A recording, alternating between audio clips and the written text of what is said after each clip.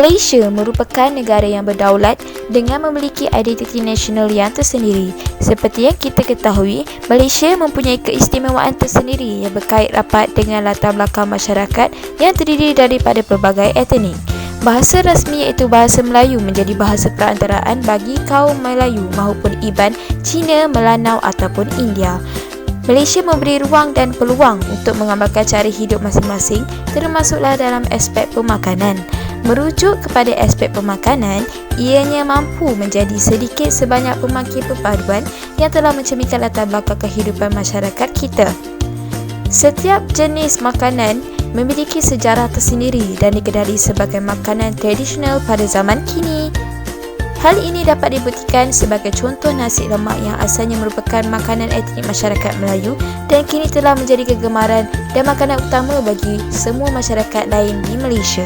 Sifat keterbukaan masyarakat etnik di negara ini memberi impak positif terhadap penerimaan kepelbagaian makanan.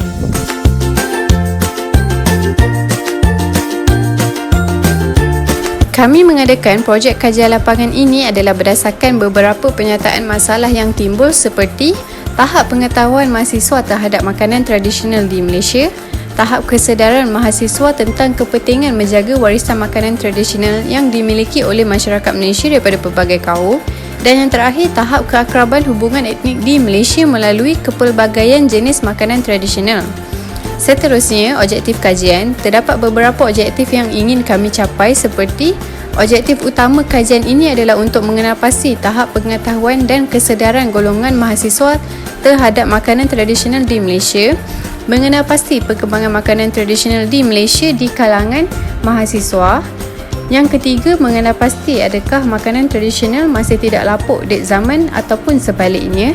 Dan yang terakhir, kajian ini juga bertujuan untuk mengenal pasti tahap pendedahan makanan tradisional kepada golongan mahasiswa seperti cara pembuatan makanan tradisional dan sebagainya.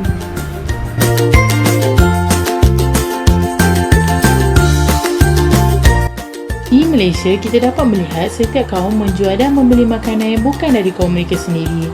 Kita dapat melihat kaum Melayu, Cina dan India bersatu menjual pelbagai jenis makanan. Antara makanan yang dijual ialah nasi lemak, caketiau, roti canai dan lain-lain. Selain itu, makanan tradisional ini juga terbahagi kepada makanan basah dan makanan kering. Antara contoh makanan basah ialah rendang, tosai dan tang yuan. Manakala makanan kering ialah dodol, kuih bulan dan muruku. Di samping itu, ada di antara makanan tradisional telah berjaya diekspor ke luar negara. Makanan tradisional ini semakin digemari sehingga peringkat antarabangsa. Antara makanannya ialah budu, keropok lekor, keripik dan banyak lagi. Makanan tradisional akan menjadi sebutan yang lebih hangat apabila tibanya musim perayaan. Kita dapat melihat setiap kaum akan menghidangkan makanan tradisional mengikut kaum masing-masing. Antara makanan yang ditunggu-tunggu semasa musim perayaan ialah lontong, yisan dan kuih ladu. Makanan tradisional Melayu selalunya menjadi tarikan kepada rakyat Malaysia kerana rasa yang sedap dan rupa yang menarik. Contoh makanan tradisional Melayu yang pertama ialah nasi lemak. Nasi lemak merupakan makanan yang menjadi pilihan utama rakyat Malaysia. Kebiasaannya, nasi lemak akan dimakan untuk bersarapan pagi. Namun pada masa kini, ia juga boleh disajikan dan dinikmati pada bila-bila masa. Selain itu, tapai merupakan makanan pencuci mulut yang sangat popular di kalangan masyarakat terdahulu. Terdapat dua jenis tapai iaitu tapai pulut dan tapai ubi kayu.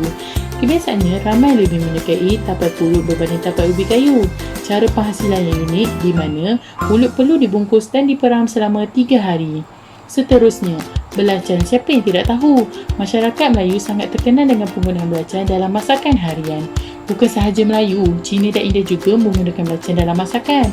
Belacan perlu dibakar terlebih dahulu sebelum digunakan untuk menaikkan aroma dan rasa kesedapan yang tidak boleh disangkal lagi. Di samping itu, kini terdapat pelbagai jenis makanan tradisional yang telah diperbarui dengan pelbagai rupa dan rasa. Antara contoh makanan yang diperbarui adalah seperti dodol durian, pisang goreng cheese, bahulu pandan dan banyak lagi.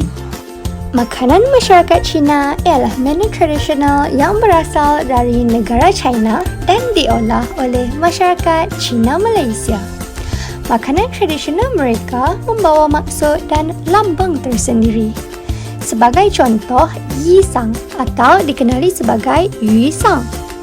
Ia ialah makanan tradisional yang popular dan dihidangkan sewaktu perayaan Tahun Baru Cina yang melambangkan kemewahan. Upacara melambung Yisang sambil bersorak ialah upacara yang menandakan tahun yang makmur akan bermula. Selain itu ialah kuih bulan atau dikenali sebagai Yuebing. Masyarakat Cina akan saling berkongsi dan bertukar kuih bulan untuk mengeratkan silaturahim sesama keluarga. Contoh seterusnya ialah Tang Yuan. Ia ialah sejenis manisan yang dihidangkan untuk dinikmati bersama keluarga dan melambangkan kebersamaan keluarga. Dari maksud-maksud tersirat dalam setiap makanan ini, kita dapat melihat bahawa masyarakat Cina amat menitik beratkan hubungan kekeluargaan antara mereka. Masakan India telah sebati dengan jiwa dan raga rakyat Malaysia. Walaupun makanan kaum India diperbuat daripada pelbagai jenis rempah ratus, namun ia memiliki keenakan yang tersendiri. Nasi daun pisang merupakan antara salah satu makanan tradisi masyarakat India yang masih kekal sehingga hari ini. Nasi daun pisang ini mendapat nama daripada daun pisang yang digunakan sebagai alas untuk menggantikan pinggan dan dinikmati dengan menggunakan tangan bagi mengekalkan tradisi masyarakat ini. Selain itu, putu mayam merupakan makanan tradisional kaum India yang mendapat sambutan menggalakkan dan turut dinikmati oleh semua kaum di Malaysia. Putu mayam ini dihidangkan bersama gula perang atau gula melaka dan juga kelapa parut. Di samping itu, chai tea atau teh masala merupakan teh yang rasanya manis, pedas berempah serta memiliki aroma yang begitu menawan. Teh chai ini mempunyai khasiat yang tersendiri kerana diperbuat daripada pelbagai jenis rempah. Pada masa kini, terdapat pelbagai makanan tradisional kaum India yang telah divariasikan. Tidak ramai yang tahu bahawa roti nan telah divariasikan kepada pelbagai jenis seperti roti nan, roti kejunan, roti bawang mentega dan roti kacang gajus. Namun terdapat juga variasi baru roti nan yang dimakan bersama sambal strawberry.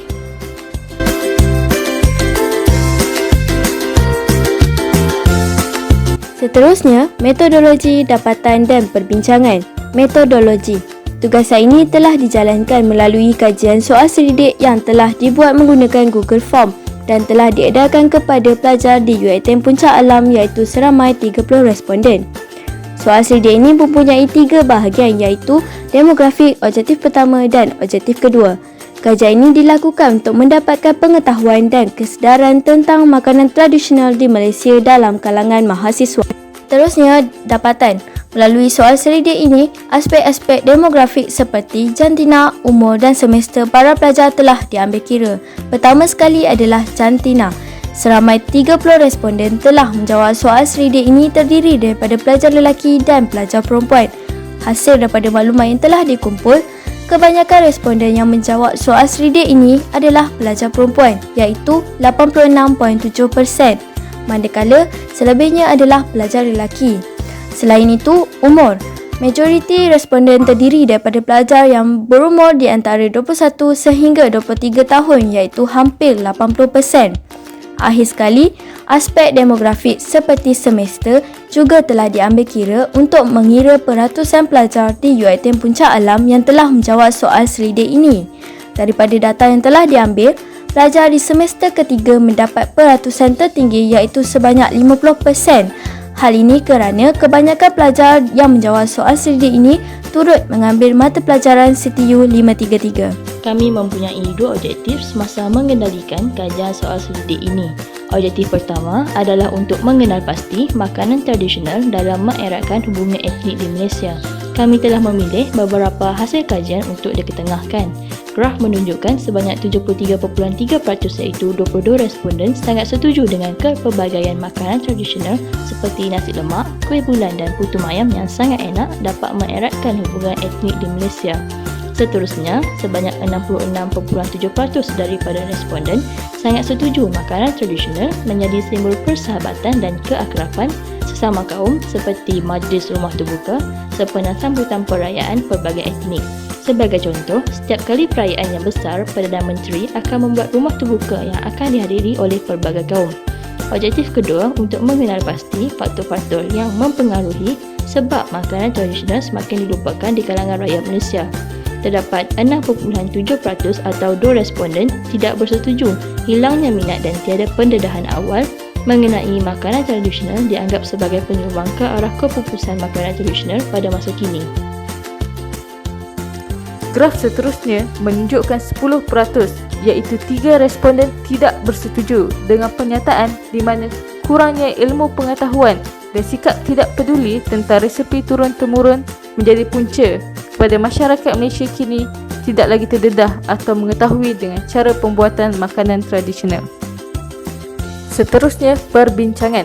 Melalui perbincangan kami, objektif 1 dapat disimpulkan bahawa mahasiswa mempunyai pengetahuan tentang makanan tradisional yang menjadi faktor dalam mengeratkan hubungan etnik di Malaysia. Hal ini kerana kepelbagaian makanan tradisional yang dihidangkan menjadi simbol dan bukti kepada penyatuan hubungan etnik ini.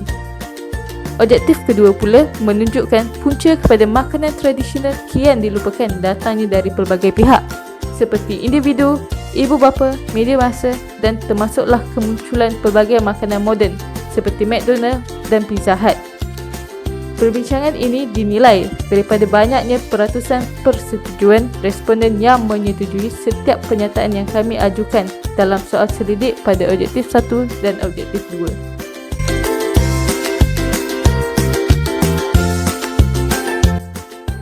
Kesimpulannya, makanan tradisional di Malaysia dapat menjadi pemangkin perpaduan yang telah mencerminkan latar belakang kehidupan masyarakat yang seperti kita ketahui mempunyai kepelbagaian etnik. Walaupun mereka berlainan agama, pemikiran, latar belakang, usia maupun politik, namun tiada siapa yang menafikan makanan tradisional di Malaysia mampu menjadi kuasa integrasi antara kaum.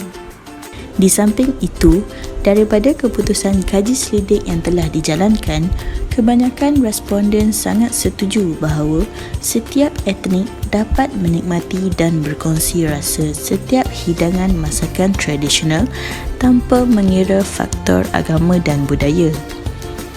Justru itu, perkara ini dapat membantu semua kaum di Malaysia dalam mengenal makanan tradisional kaum-kaum yang lain. Selain itu, kesyukuran setiap rakyat diluahkan melalui perkongsian budaya tetapi menghormati agama masing-masing. Begitu juga dengan makanan tradisional.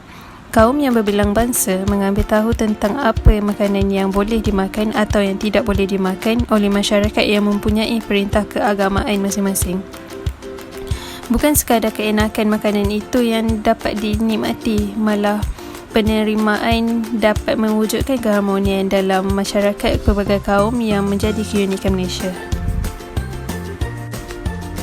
Sudah terang lagi bersuluh bahawa hal ini telah menunjukkan sikap keterbukaan kita dalam menerima keunikan dari etnik masing-masing.